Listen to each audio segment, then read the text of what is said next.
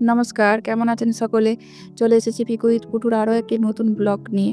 চলুন আজকে যাব একটু স্টোরের দিকে। যেতে, যেতে কথা বলা যাক রাস্তাতে। এই স্টোরটিতে আপনাদেরকে আগেও নিয়ে গেছি।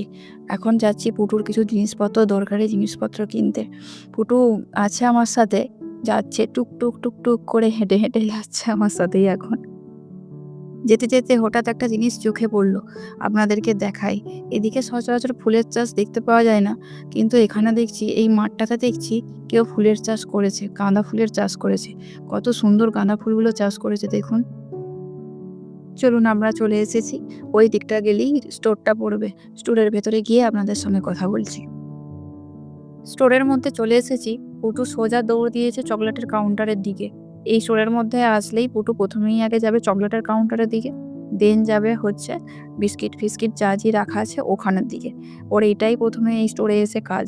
তারপরে যাবে কি চকলেট আর বিস্কিটটা নিয়ে যাবে একদম সোজা খেলনা যেদিকে রাখা আছে সেদিকে যাবে।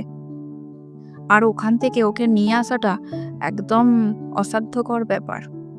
আমি খুব একটা এখনো পর্যন্ত ওকে চকলেট বিস্কিট দিই না, কিন্তু ও এত আড়ি করে স্টোরের মধ্যে এসে যে আমাকে চকলেট বিস্কুট ওকে কিনে দিতেই হয়, না হলে আমাকে কোনো জিনিসই ও কিনতে দেবে না। না, আর খেলনার মধ্যে ও নেবে হচ্ছে শুধুমাত্র গাড়ি। আর যতগুলো গাড়ি ওকে কিনে দিয়েছি ততগুলো গাড়ি ও ভেঙে একদম চুরমার করে দিয়েছে। তাই আর ওকে না খুব দামি গাড়ি আমি আর খুব একটা কিনে ওকে দিই না। চকলেট আর বিস্কিট দিয়ে ভুলিয়ে স্টোর থেকে যাহা করে বাইরে বার করে নিয়ে চলে আসি। একটা গাড়ি নিয়ে গেলাম, তুমি তো নষ্ট করে দিলে গাড়িটা। কি হবে খেলনাগুলো নিয়ে? আর তুমি তো ভেঙে ফেলে দাও। কোনটা চাই? কোন গাড়িটা? এরোপ্লেনগুলো? এরোপ্লেন তুমি উড়াতে পারবে? হুম। কাণ্ড দেখেছেন? ছেলেটা বায়না শুরু করে দিয়েছে, গাড়ি তাকে চাই, আর গাড়ি না দিলে সেইখান থেকে আর যাবে না। ছেলেটাকে টেনে বাইরে নিয়ে আসছি, তখন এই সাবানগুলোর দিকে চোখ পড়ল। মনে পড়ে গেল হঠাৎ করে যে বাড়িতে তো একটা সাবান নিয়ে যেতে হতো, তো এখান থেকে একটা দেখে শুনে সাবান নিয়ে নিলাম। প্রচুর রকমের সাবান রেখেছে এখানেতে, জানতামই না যে এত ভ্যারাইটি আছে সাবানের। আমি তো কয়েকটা অ্যাড দেখে শুধুমাত্র কয়েকটা সাবানের নাম জানতাম, কিন্তু সাবানেরও যে এত প্রকার ভ্যারাইটি রয়েছে সেটা আমার জানা ছিল না। আজকে জানতে পারলাম। চলুন, আমার কেনাকাটা সব শেষ, এরপরে যাব বাড়ির দিকে। স্টোর থেকে বেরিয়ে চলে এসেছি। পুটু আমার হাতটা ছেড়ে দিয়ে একা একাই হেঁটে চলেছে, কারণ তার মনে রাগ জমেছে সে গাড়িটা পায়নি বলে। এই রাস্তায় তেমন একটা গাড়ি ঘোড়ার ভয় নেই, তবু বিপদ কাকে বলে আসে বলুন। দাঁড়ান, আগে ওকে গিয়ে ধরি, তারপরে আপনাদের সাথে আবার কথা বলছি বাড়ি গিয়ে।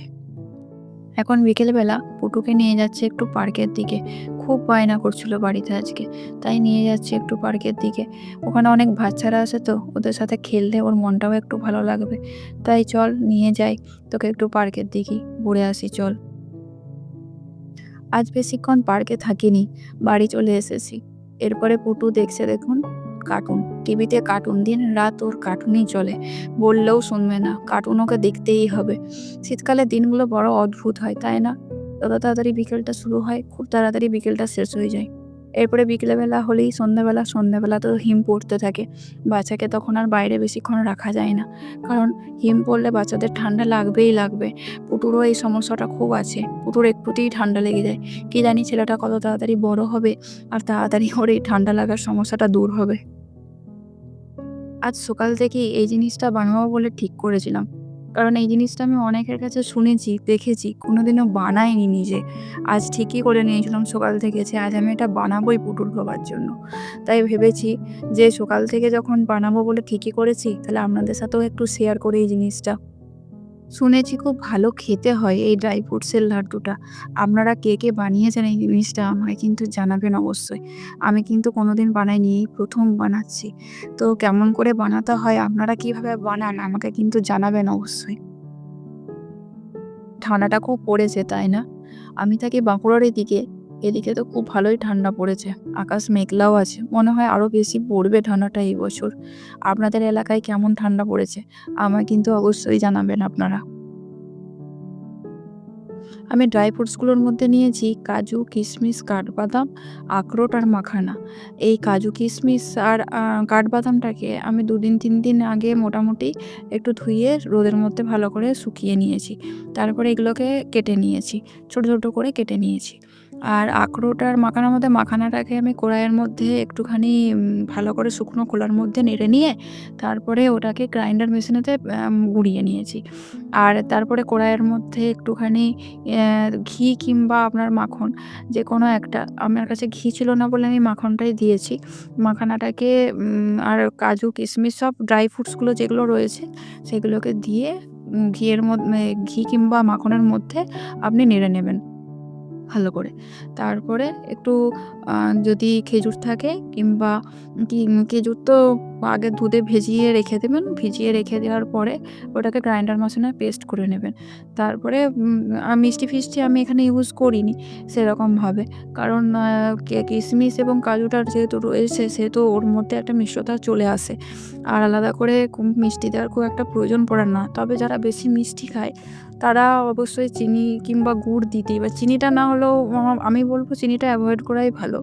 গুড় দিলে আর জিনিসটা স্বাস্থ্যকর টাইপের একটু হবে। আমি যেহেতু পুটুর বাবা মিষ্টি খুব একটা পছন্দ করে না, তাই আমি কাজু আর কিশমিশের কাজু না, মানে খেজুর আর কিশমিশটা দিই মিষ্টতা যেটা এসেছে সেটাই রেখে দিয়েছি। তারপরে নাড়াচাড়া করে খেজুরটা যেহেতু ছিল তাই একটু আঠা আঠা ভাব চলেও এসেছে। তো ভালো করে একটু নাড়াচাড়া করে কড়া থেকে নামিয়ে থালার মধ্যে রেখে দিয়েছি। একটু পরে লাড্ডু বানিয়ে নিয়েছি, পুরো লাড়ুর শেপে গোল গোল করে হাতে করে পাকিয়ে নিয়েছি। এই হচ্ছে ড্রাই ফ্রুটসের, মানে আমি যেভাবে জানি সেই হিসাবে আমি এটা করেছি। আপনারা কিভাবে বানান আমাকে কিন্তু জানাবেন অবশ্যই। আসলে কয়েকদিন আগে গিয়েছিলাম এক রিলেটিভসের বাড়ি। সেখানেই আমি লাড্ডুটা ১ম খেয়েছিলাম। খেয়ে খুব ভালো লেগেছিল। তাই ভাবলাম নিজে একটু ট্রাই করে দেখি। দেখে তো মনে হয়েছে খুব ভালো হয়েছে। কালারটাও খুব সুন্দর এসেছে।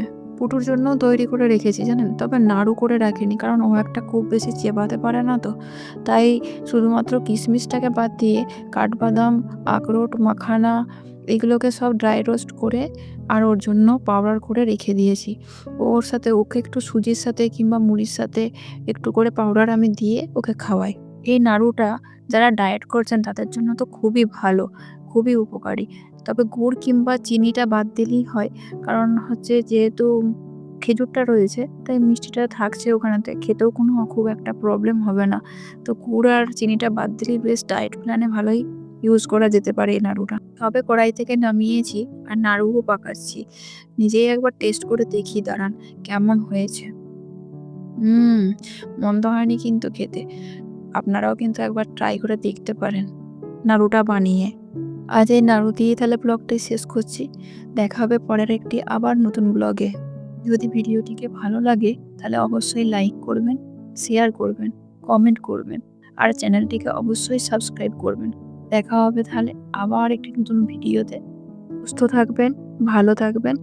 নমস্কার।